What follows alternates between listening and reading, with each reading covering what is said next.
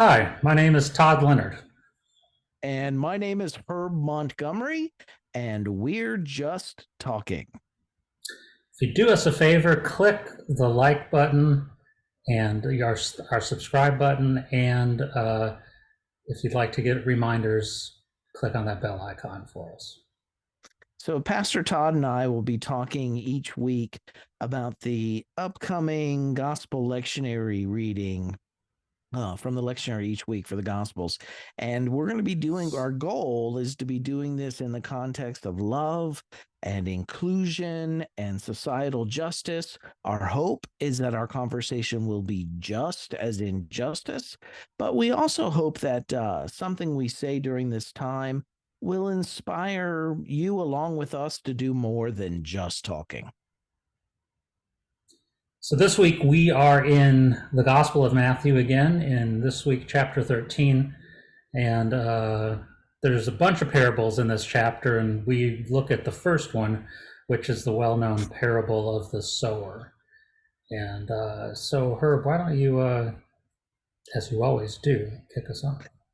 Sure. So, the one thing, and this is Matthew's version, and the author of Matthew almost just copies and pastes, like takes almost the whole thing out of Mark 4, 1 through 34. And I think for good reason. There is plenty here in this parable that communicates to us what was important to and what life was like for the early Jesus communities for whom this parable was written. And also, we get a glimpse, and I want to talk about this as we continue on, but we get a glimpse into, by contrast, what Jesus, the his maybe the excuse me, sorry, maybe the historical Jesus, but also at least what the Jesus of the Jesus story, what the gospel was that he preached. We get a window into that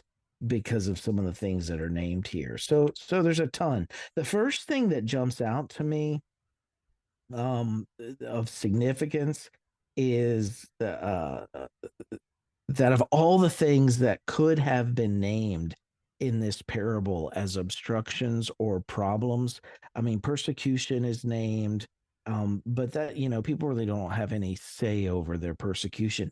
The sin that's mentioned, the wrong that's mentioned, the thing to watch out for that's mentioned, out of everything, out of all the temptations that the Gospel of Matthew or Mark could have picked on in the early Jesus community, the one that they zero in on as being the problem, if persecution doesn't snuff out the gospel seed, then this will. And at the top of this list, they name the deceitfulness of wealth, which I find really fascinating. How is wealth deceptive?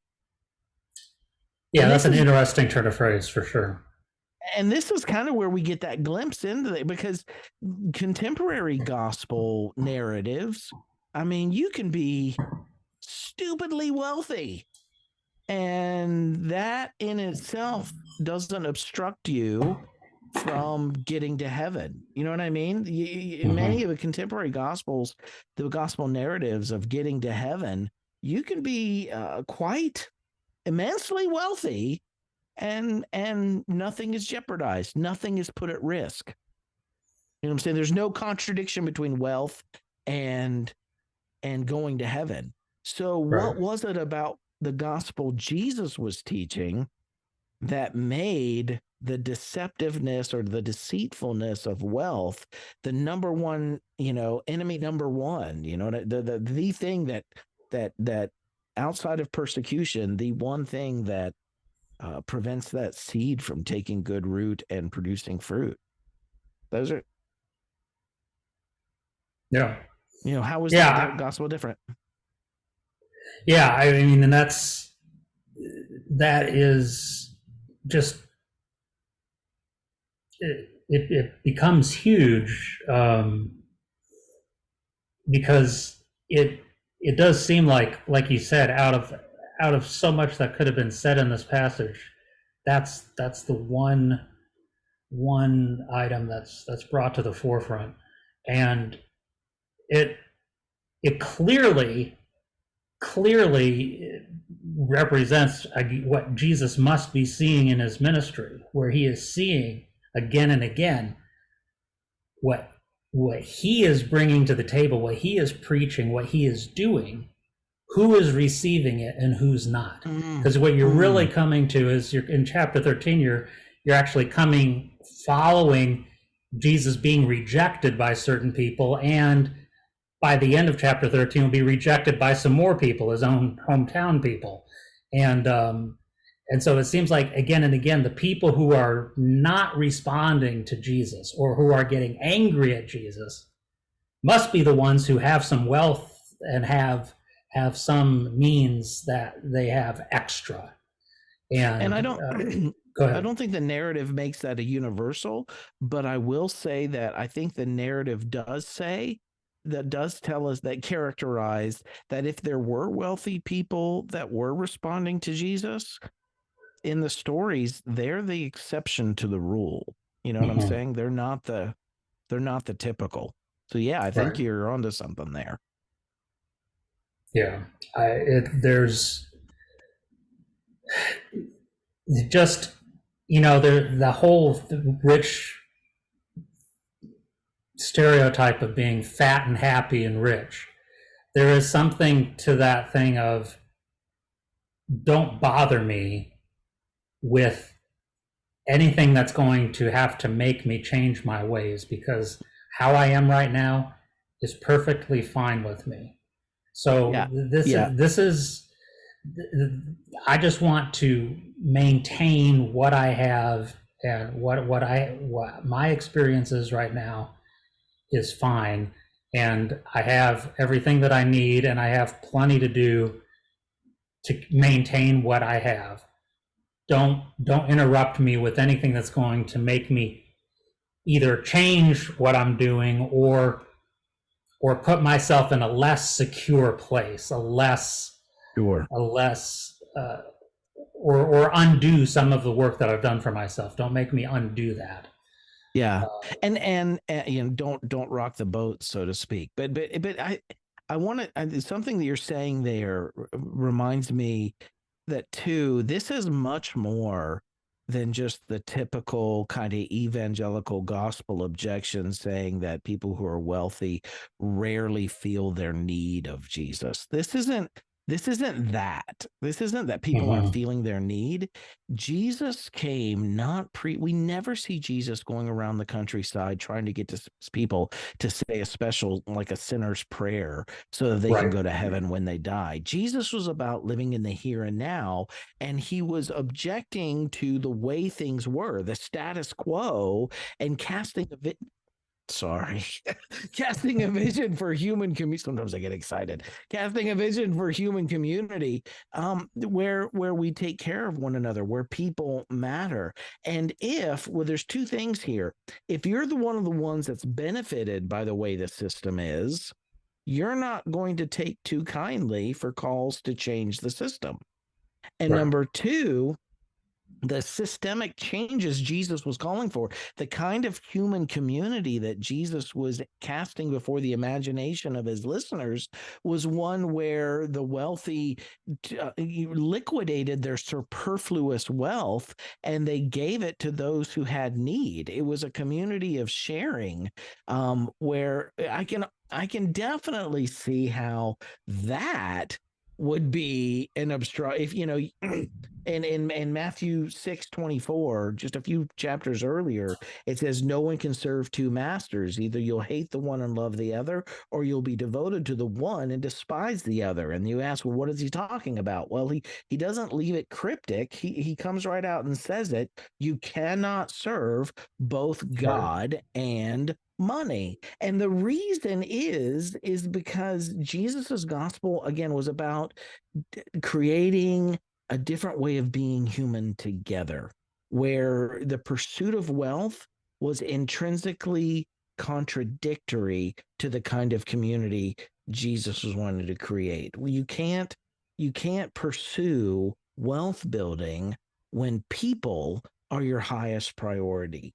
Or profit can't be your highest priority if Mm, people are going to be your highest priority. mhm, And mhm. so again, um, Jesus was calling for us to take responsibility to make sure everyone in the community had what they needed to thrive, and sometimes that required those who had more than others to share that. So Jesus's gospel, again, it wasn't about getting to heaven. It was about a new way of being human community in the here and now, and that involved resource sharing rather than hoarding. And it called for wealth redistribution rather than wealth amassing wealth. You know what I mean? Mhm. So I can definitely see if we define the gospel of Jesus historically by the Jesus story, not Christianity's version of the gospel of Jesus, but Right. what Jesus himself actually taught in the stories, then it becomes, I mean, just his preaching on wealth redistribution and resource sharing and mutual aid, just those alone, of course, wealth is going to be an obstruction to really building wealth is going to be an obstruction to really buying into that kind of world. Right. Because It's more for that them is less for me.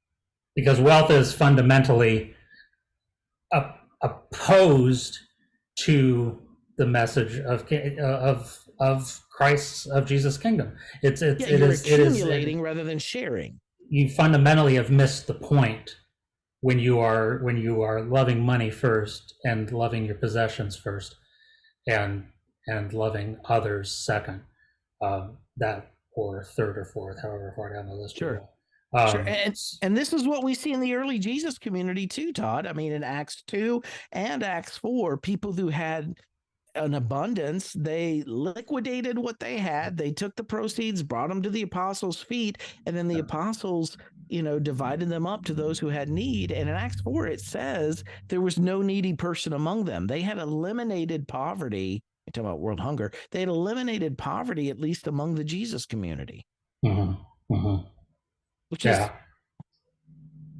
yeah, I mean, so I can definitely, if we characterize Jesus' gospel that way, then it makes sense to me why the number one thing that's mentioned here is the deceitfulness of wealth. That's the number one objection or obstruction to Mhm. creating the kind of world Jesus is envisioning for us.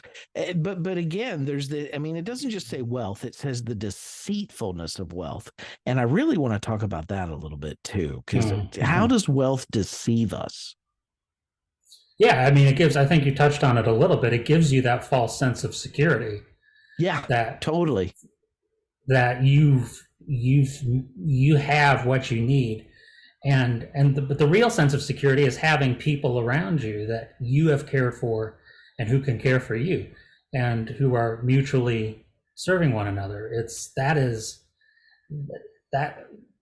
that is my hope with the daughters that I've raised, is that that I've cared for my daughters in the course of their lives so far, that one day they'll return the favor as I get old and decrepit and things like that.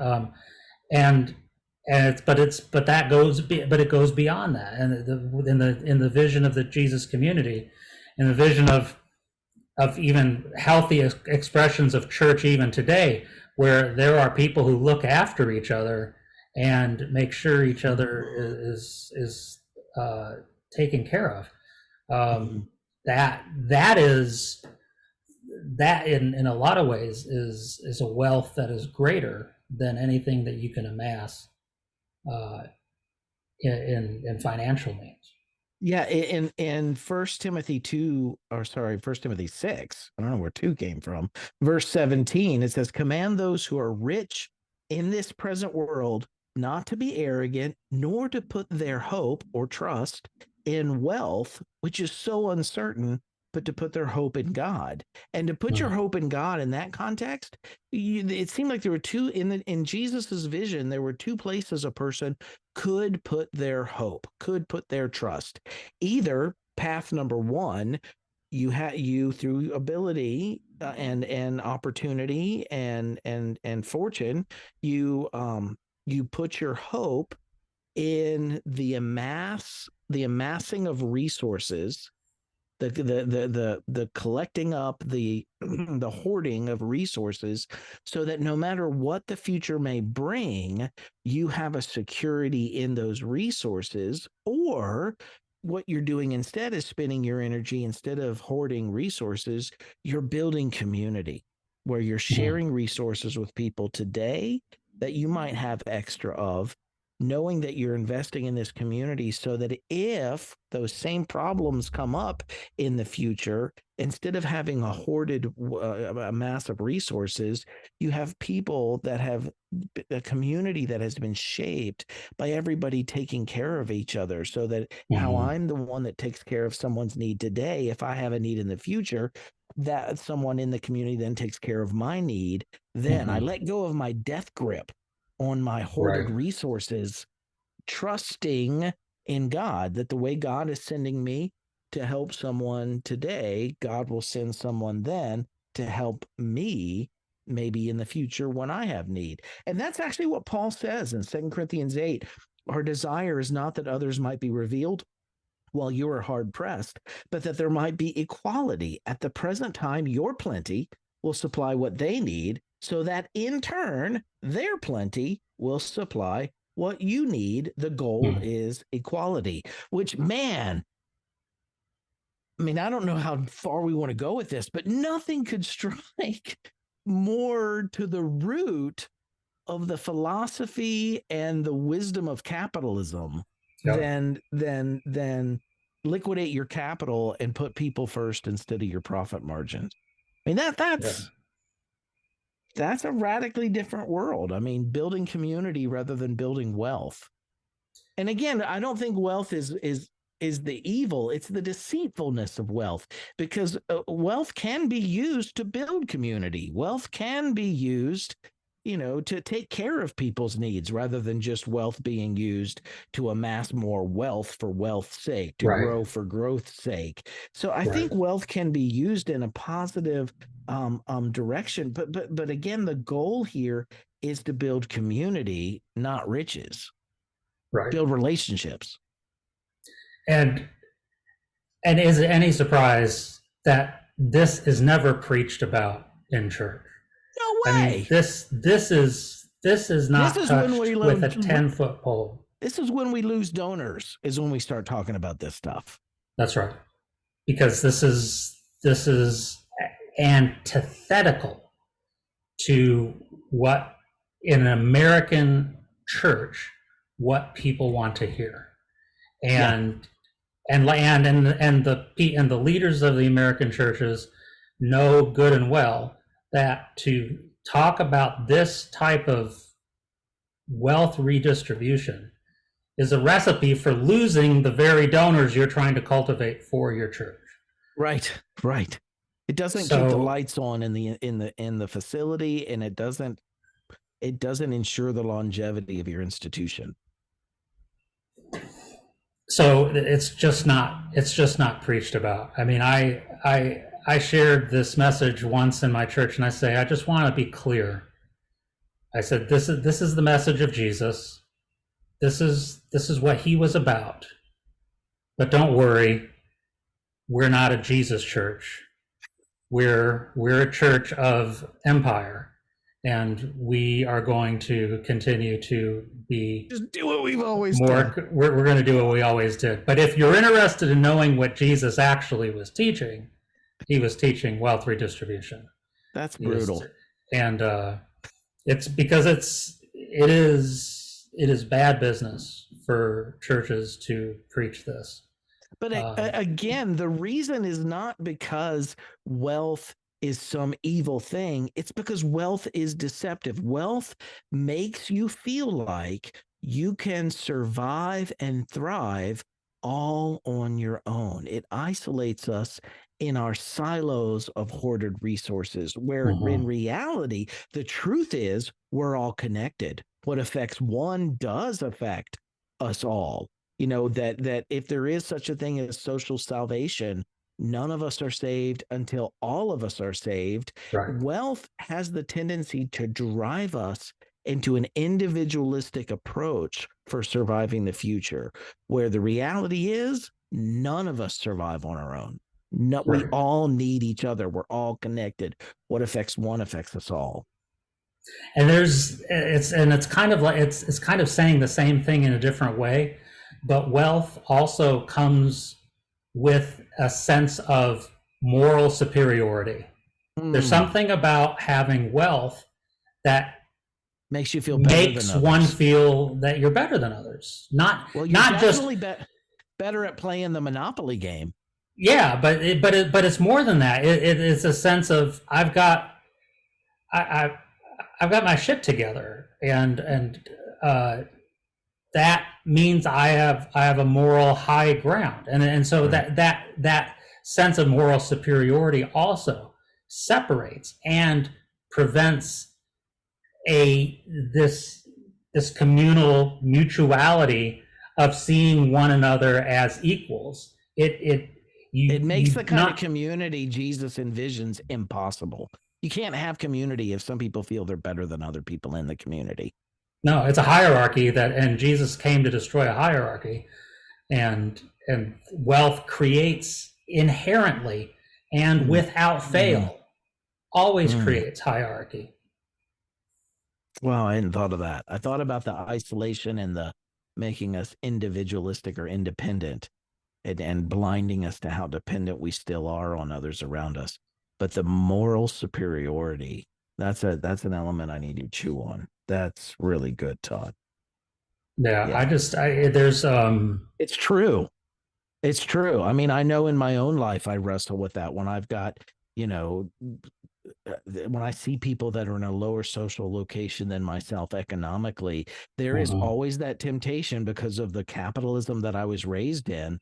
There is always that temptation to think that the reason I'm in a different place is not because of the privilege that people like me get because of the way the system's shaped, but because of some intrinsic value or mhm, skill or mhm, mhm. intelligence that I have. No, we've just created a system that privileges and benefits people that look like me over Yeah, those who are not like me. That's why yeah, it that's works. right. I'm not superior. The system's No, messed up. I mean, the system's working the way it was designed, but it's a messed up system. right, It's not a good, healthy system. right. Yeah, I think that's crucial to understand, Wow. and that's part And of the deception. and one of the things that whenever we start talking about this stuff is that people say, "Well, I believe in freedom. I believe in democracy," as if all of a sudden you're going to become some socialist, communist, authoritarian community that deprives people of their personal private freedom. And again, there are, first of all, socialism and communism are economic policies. Democracy is a political policy, and you can have a Yeah. mixture of both. And there are countries here in the United States. We are quickly through the U.S. Supreme Court now, and through party supermajorities in our local politics, at least in Appalachia where I live. We are quickly pushing American society towards this. Everybody's on their own. Everybody's Mhm, just mhm. responsible for pulling themselves up by bootstraps they don't even have themselves, but they're just it's all on you to get yourself to where you're Yeah, going. Where there are countries out there where democracy still thrives. They are very democratic countries, and yet they take social responsibility for one another. I think of my Canadian friends with universal health care that cannot imagine a world where you're not willing to pay a little extra tax so that the kid down the road can afford a heart transplant right. who otherwise wouldn't have that. It's just That's right. compassionate. That's right. It's a different way of looking at society where we want to make sure everybody's coming along for the ride. Everybody's taken care of. Everybody's part of the community. And you can still practice democracy doing that. They're not antithetical. It's not an either No, or. Some of those no. European countries are they highly value personal freedom Mhm, and mhm. democracy, much more than America does, and yet they are very socially aware and socially conscious and socially intentional at taking care Yeah. of each other. No, it is. We have a system in our country fundamentally uh, designed to keep tiered classes of people in place. And it's not, and so you say you want freedom. Well, it has been shown that the wealthy do not release nearly as much of their income, nearly the same percentage of income, to charitable purposes or justice purposes than a person who is near poverty level. People are willing, there is It's something. the widow's mites. It's the widow's mites that pay for charity. It's the GoFundMe campaigns where people are chipping in $15, $25. A bunch of people giving $25, $50 to something to help raise money for a person's surgery. That's what's happening, rather than those at the top putting significant resources towards alleviating the income gap and alleviating healthcare inequality. Yeah, I saw on Facebook this week a meme of a company who was the letter had actually, it's not a meme, it was just a picture of the letter that they sent out, that one of the employees had extenuating health circumstances, and they had to take more sick leave than what the company provided. So they were asking fellow employees if they would donate some of their sick leave to the employee rather than the company taking a hit themselves. Yeah. Rather than affecting their profit margin. And isn't that how it constantly goes? It's the same reason the same thing that happens when I drive into Taco Bell is that after I place my order, Taco Bell asks me if I want to round my purchase up to the next dollar to help a child go to school. You know what? Damn it, Taco Bell. Why don't you just give some of your money to kids so they can go to school? Right. You've got more money to do that than I do. Right.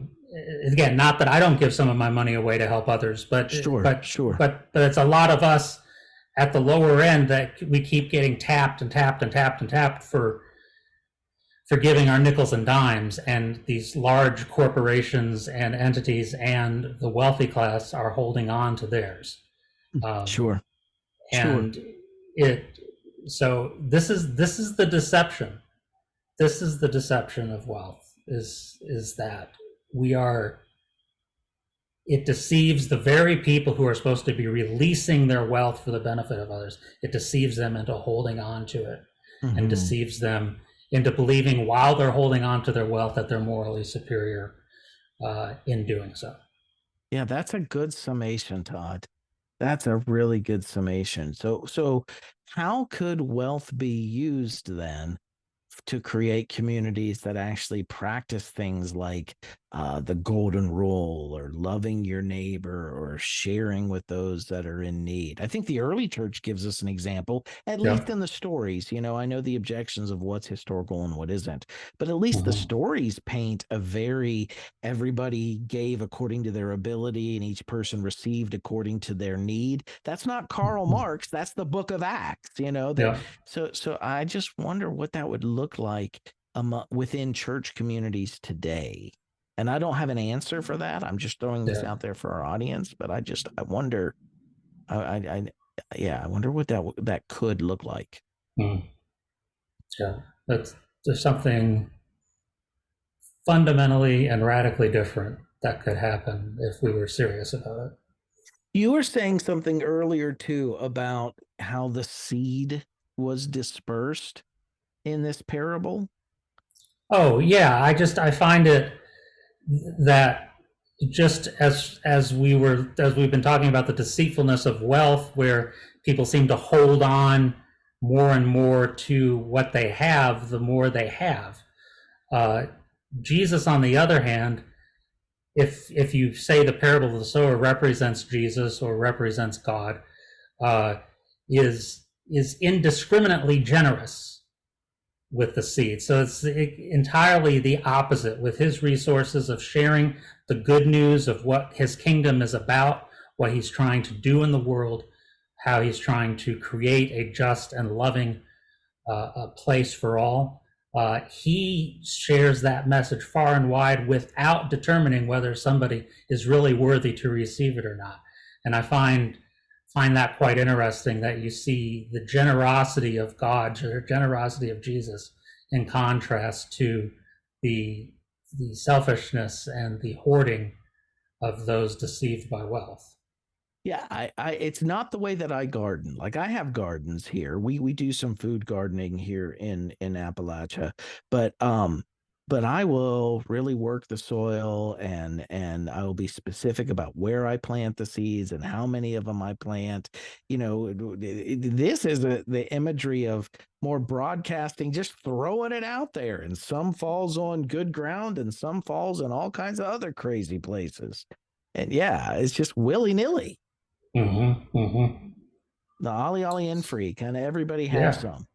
No judgment on what the soil looks like. I'll Right. give it a shot. We'll give it a shot. See what happens. Yeah, I love that. I mean, I don't know that I want to practice that in the way that I garden, but for a parable about how to share the gospel, I love it. I love it. Yeah. And that's the thing, is that and that's it's a truism that there is people that you might never expect, and people that you might, and let's be honest, that in the context of our conversation today, we might be more prone to judge those who are rich and judge them as not being able to accept the message of the kingdom. And who knows, they may actually be fertile soil for it. Exactly. And so therefore, keep sowing and sharing the message and sharing what God's values are, and you never know how it will affect somebody. And it dawns on me as we're talking that the way you build this community is by investing in this community, right? By sharing your resources with people in need. That's the foundational how-to. It's not, when we're talking about throwing out seeds, we're not talking about passing out gospel tracts so people can go to heaven. This is about sharing resources, casting your seed, sharing your resources, investing in people, trying to create a community where, as I've shared today, maybe someone will share with me in the future, right? And so this idea, I love what you're saying, this idea of sharing our resources in the same manner that the seed is broadcast over all these different kinds of soil. It reminds me of the comments by Dorothy Day about who you share your resources with. The gospel never asks us to determine whether they're worthy of that sharing. You know what I mean? Whether they're worthy of that gift, that resource. We share almost indiscriminately. The joy is in the sharing. Yeah, we don't look and see, well, is this person deserving of my gift? Yeah. Just being in the mindset of generosity, just really living in that generous place, and was there some seeds wasted? Well, of course there was. Will there be some resources wasted? Of course there is. Absolutely. But that's not the point of the parable. That's not the issue here. No, and that's a challenge to capitalism as well. As everybody says, what about the waste? What about the waste? When your profit margin is your highest priority, then it looks wasteful. When people are your highest priority, then it doesn't look as wasteful. No, it was well intentioned. It was done for the right purposes, and sometimes it didn't always sometimes it pan out. Yeah, but but we're always going to be in the people business. Let's be in the people business. I love that. People before profit. Yeah. Well, that's all I've got this week, Todd. You got anything else to throw at this? I think we've done pretty good. I appreciate this thinking. I appreciate this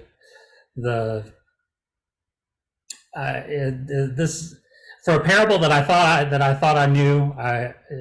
My study this week, along with our conversation today, has given me new stuff to work with, and I'm grateful for that. So thanks for your efforts. And if any of you are out there that are wealthy and you're just about to burn us at the stake, I just want to encourage you that it's not the wealth that is necessarily evil, it's how we use it. So use your wealth for the kingdom. That's what a few of the wealthy folks did. Think of Zacchaeus, think of Ananias, not Ananias.